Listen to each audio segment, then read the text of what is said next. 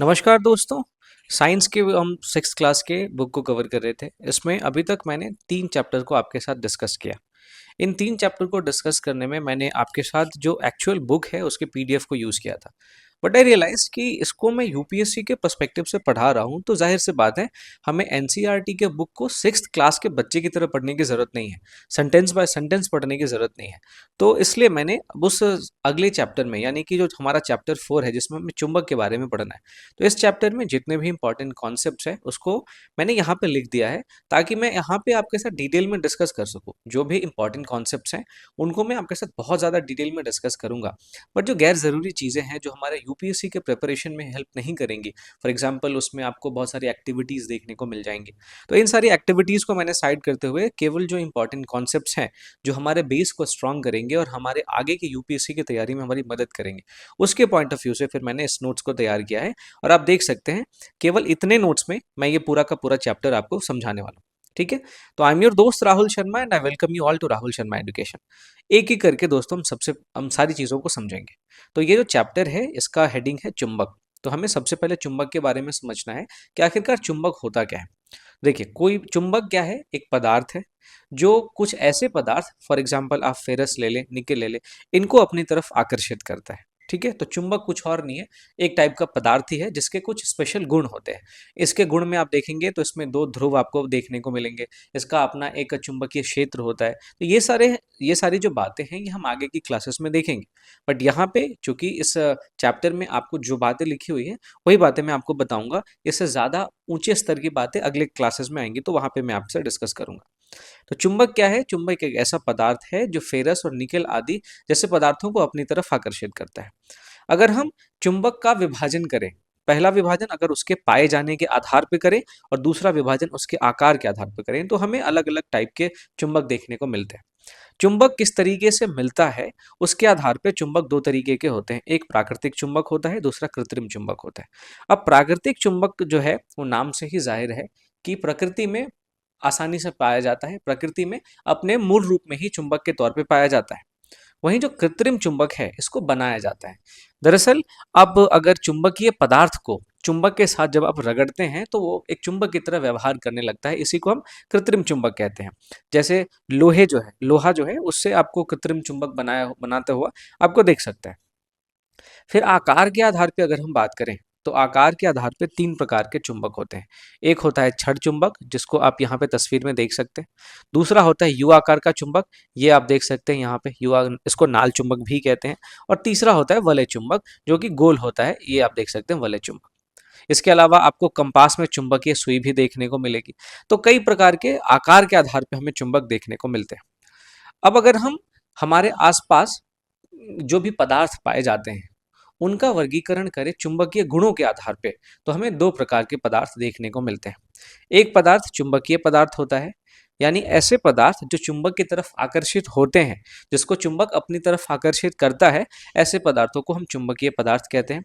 वहीं दूसरी तरफ जो अचुंबकीय पदार्थ होता है वो चुंबक की तरफ आकर्षित नहीं होता। इसमें आपको लकड़ी दिख सकता है, प्लास्टिक दिख सकता है। वहीं चुंबकीय पदार्थ में आप देखेंगे आपको लोहा है, निकेल है, कोबाल्ट है। तो ये एक ऐसे पदार्थ हैं जो चुंबक की तरफ आकर्षित होते हैं। अगर आप इनको चुंबक के पास ले जाएंगे तो ये चुंबक की तरफ आकर्षित हो जाते हैं। ठीक है, तो 2 प्रकार के पदार्थ हमें आसपास देखने को मिलते हैं चुंबकीय गुणों के आधार पे। ठीक है, चुंबकीय पदार्थ और अचुंबकीय पदार्थ।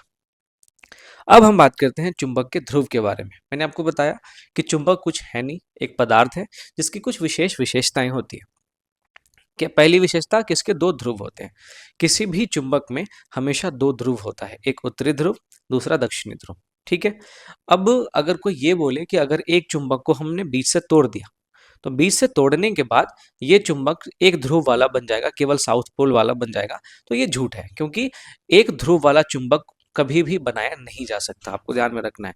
एक चुंबक के पास हमेशा 2 ध्रुव होंगे, एक नॉर्थ पोल, एक साउथ पोल। बिना नॉर्थ पोल साउथ पोल के कोई चुंबक नहीं होगा, या फिर सिर्फ नॉर्थ पोल वाला या सिर्फ साउथ पोल वाला कोई चुंबक नहीं होगा। ठीक बात है। अब चुंबक जो है इसमें चूंकि 2 ध्रुव होते हैं, नॉर्थ पोल और साउथ पोल, तो चुंबक का इस्तेमाल दिशा का ज्ञान करने के लिए भी किया जाता है। अब यहाँ पे आप इस तस्वीर को देखिए, इसमें आपको एक चुंबक देखने को मिलेगा।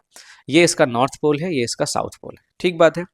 अब चुंबक को अगर आप एक धागे से बांध के खुले में लटकाएं, तो चुंबक जो है वो हमेशा उत्तर दक्षिण दिशा में, अगर आपको मैप पता होगा तो मैप पे हम ऊपर की तरफ नॉर्थ, नीचे की तरफ साउथ, राइट हैंड पे ईस्ट और लेफ्ट हैंड पे वेस्ट ऐसे दिखाते हैं।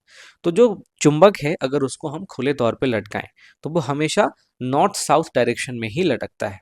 ऐसा इसलिए है क्योंकि जो हमारी पृथ्वी है, हमारी पृथ्वी एक बड़े से चुंबक की तरह बिहेव करती है, जिसका साउथ पोल आप देखेंगे जो हमारा पृथ्वी का उत्तरी ध्रुव है,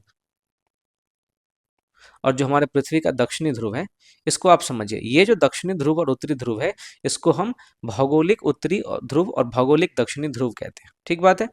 अब हमारी पृथ्वी एक बड़े से चुंबक की तरह व्यवहार करती है, तो जो हमारा पृथ्वी रूपी चुंबक है उसका दक्षिणी ध्रुव उत्तरी ध्रुव के पास है, और इसका जो उत्तरी ध्रुव है वो दक्षिणी ध्रुव के पास है। तो ये बिल्कुल उल्टा है।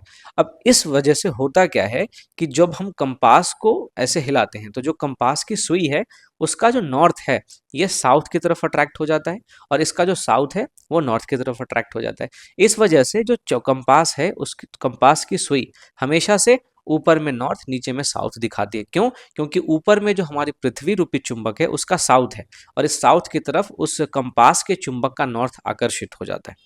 अब अगर मैं बात करूं कि आखिरकार पृथ्वी एक चुंबक की तरह बिहेव क्यों करती है, तो इसके लिए आपको पृथ्वी की आंतरिक संरचना के बारे में पता होना चाहिए। अगर हम पृथ्वी के बारे में बात करें तो पृथ्वी में हमें 3 प्रकार की आंतरिक संरचना देखने को मिलती है। सबसे ऊपर आपको क्रस्ट यानी कि भूपर्पटी देखने को मिलेगा। इसके नीचे आपको मेंटल देखने को मिलेगा, ठीक है, और सबसे नीचे आपको देखने को मिलेगा कोर। तो कोर जो है वो 2 भागों में बटा हुआ है। एक को हम बाह्य कोर कहते हैं और दूसरे को आंतरिक कोर कहते हैं। अब दरअसल बाह्य कोर जो है ये बहुत ज्यादा तापमान की वजह से तरल अवस्था में है। तरल अवस्था में आंतरिक कोर को भी होना चाहिए था, लेकिन चूंकि पृथ्वी के आंतरिक भाग में दबाव बहुत ज्यादा होता है तो उस दबाव की वजह से जो आंतरिक कोर है वो ठोस अवस्था में हो जाता है। अब अगर आपने थोड़ा बहुत भी पढ़ा होगा ज्योग्राफी तो उसमें आपको पता होगा कि जो कोर है, कोर में आपको 2 सब्सटेंस बहुत ज्यादा देखने को मिलेंगे, एक तो निकेल और दूसरा फेरस। अब ये दोनों ही सब्सटेंस चुंबकीय सब्सटेंस है, चुंबकीय पदार्थ हैं ये दोनों ही। तो इसकी वजह से क्या होता है, तरल अवस्था में होने की वजह से, यानी ध्यान से सुनिएगा, पृथ्वी के बाह्य कोर के तरल अवस्था में होने की वजह से जब पृथ्वी घूर्णन करती है, घूर्णन का मतलब पृथ्वी अपने अक्ष में जब घूमती है, तो ये जो निकेल और फेरस जैसे सब्सटेंस हैं ये एक विशेष तरीके से घूमने लग जाते हैं, और इसी निकेल और फेरस के घूमने की वजह से हमारे पृथ्वी के भीतर एक चुंबकीय गुण आ जाता है और पृथ्वी एक विशाल चुंबक की तरह व्यवहार करने लगती है। और इसी विशाल चुंबक का जो नॉर्थ पोल है, माफ कीजिएगा, जो नॉर्थ पोल है वो साउथ में, और जो साउथ पोल है वो नॉर्थ में आपको देखने को मिलेगा। और पृथ्वी रूपी चुंबक के इसी उल्टे नॉर्थ साउथ की वजह से जो कंपास की सुई है उसका नॉर्थ हमेशा पृथ्वी के चुंबक के साउथ में, और इसका जो साउथ है वो पृथ्वी के चुंबक के नॉर्थ में आपको देखने को मिलेगा। तो इस वजह से हम चुंबक को जब भी खुले तौर पे लटकाते हैं तो हम ये देखते हैं कि एक चुंबक हमेशा उत्तर दक्षिण दिशा में जो है वो लटकता है। तो इस वजह से हम उत्तर दिशा का अंदाजा लगा पाते हैं। और आपको पता होना चाहिए कि उत्तर दिशा के राइट हैंड साइड में आपको पूरब दिशा देखने को मिलती है, और फिर उसके बाद लेफ्ट हैंड साइड में आपको देखने को मिलता है पश्चिम दिशा। तो इस तरीके से हम चुंबक से दिशा का ज्ञान, दिशा का पता कर सकते हैं, दिशा का ज्ञान ले सकते हैं। ठीक बात है। अब चलिए, अब जरा हम चुंबकों के बीच किस प्रकार से प्रतिक्रिया होती है इसको समझते हैं। आपने 2 चुंबक ले लिया, एक चुंबक ये रहा और दूसरा चुंबक ये रहा, माफ कीजिएगा, एक चुंबक ये रहा, दूसरा चुंबक ये रहा। अब आप ध्यान दीजिए, दोनों चुंबक के जो पास का है, इधर साउथ पोल है, इधर नॉर्थ पोल है। तो जब 2 चुंबकों का अलग अलग ध्रुव, असमान ध्रुव एक दूसरे के पास आता है तो ये दोनों आपस में आकर्षित होते हैं और एक दूसरे की तरफ मूव करते हैं, जो कि आपको इस तस्वीर से पता चल रहा होगा। ठीक है, चूंकि इधर साउथ है इधर नॉर्थ है, इसलिए ये दोनों एक दूसरे की तरफ आकर्षित हो रहे हैं। वहीं इस पिक्चर में आप देखिए, दोनों का साउथ साउथ सामने में है। इसका मतलब ये है कि जब दोनों का साउथ साउथ सामने में है तो ये दोनों एक दूसरे से दूर जा रहे हैं। इसका कहने का मतलब ये है कि समान ध्रुवों के बीच में आपको क्या देखने को मिलता है, विकर्षण या प्रतिकर्षण। समान ध्रुवों के बीच में आपको विकर्षण देखने को मिलेगा, यानी कि ये दोनों एक दूसरे से दूर जाएंगे। वहीं जो असमान ध्रुव हैं, उन असमान ध्रुवों के बीच में आपको आकर्षण देखने को मिलेगा। ठीक बात है। तो ये चीज आपको ध्यान में रखना है कि चुंबक के समान ध्रुवों के बीच में विकर्षण होता है और असमान ध्रुवों के बीच में आकर्षण होता है।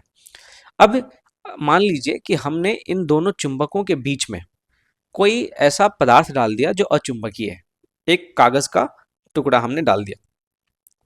तो आप ये देखेंगे कि जब दो चुंबक के बीच में किसी अचुंबकीय पदार्थ को रखा जाता है तो इससे उस चुंबक इन दोनों चुंबक के चुंबकीय गुण पे कोई प्रभाव नहीं पड़ता है। अगर इसका साउथ है, इसका नॉर्थ आमने सामने है, तो इस कागज के बीच में होने के बावजूद ये दोनों एक दूसरे की तरफ खिसकेंगे। इन दोनों के बीच में एक आकर्षण बल काम करेगा। तो यहाँ से हम ये सीखते हैं कि चुंबकीय प्रभाव जो है किसी भी दो चुंबक के बीच में, वो अचुंबकीय पदार्थों के भीतर से होकर आर पार जा सकता है। यहाँ पे चुंबकीय प्रभाव को ये कागज या इसके बीच में अगर हम लकड़ी ही रख दें तो वो भी इसको नहीं रोक सकता है। ठीक बात है। दूसरी चीज जो आपको यहाँ पे ध्यान में रखनी है कि किसी भी पदार्थ का जो चुंबकीय गुण होता है ये अस्थाई नहीं होता है। ठीक है।